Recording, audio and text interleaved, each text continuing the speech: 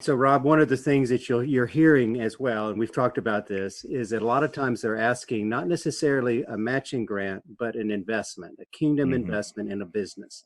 Hmm. And then that business, so the money, rather than being donation money, it's a kingdom investment. Sometimes it's donation in order to invest in a business, but they Hmm. want to see business outcomes that create ongoing revenue sources in country, which is so a lot of times these fundraising efforts that are in country have a combination of donors as well as businesses. And everybody here has been working on that and thinking about that.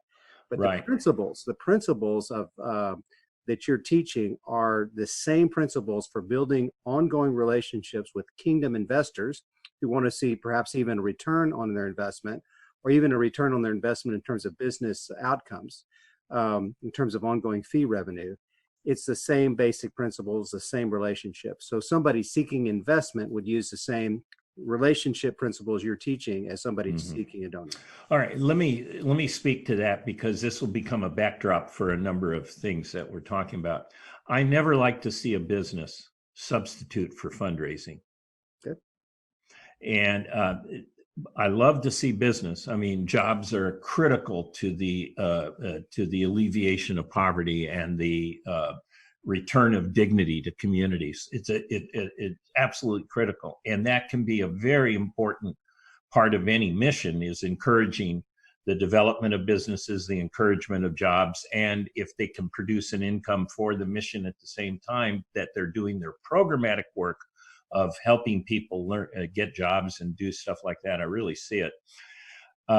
One of the tendencies that we have to overcome, though, is to think of business instead of fundraising, because somehow we're not able to do fundraising in our local setting. It's never been done here before. The local Christians are too poor to help. We have to put an end to that idea. Because it's simply not true, and so the resources you want to look at that can help you understand what I just said is there's a film that's up on the websites, or will be up on the websites, called The Handful of Rice. We produced this film for the 2010 Congress in Cape Town of Lausanne. And it's a story of the Mizo people. Yep. And how they fund their own missions. A very inspiring tale of how, even in the midst of the most dire poverty, they're able to support a missions movement that has literally led 95% of the country to be church going. And so over the last 100 years, that's a very good resource to take a look at to deal with this. So I've got a bias towards fundraising. And the reason I have this bias is the multiplication effect of the gospel.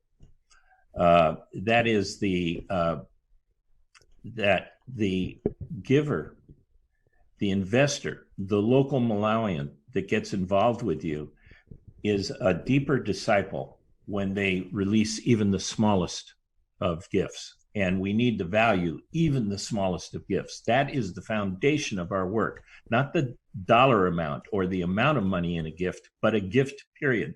They are the living stones.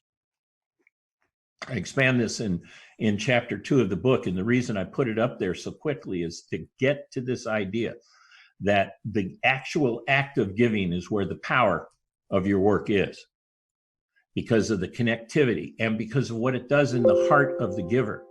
And when we don't do fundraising, we're denying that local discipleship. We're denying the opportunity to participate in the great adventure of God's kingdom expansion.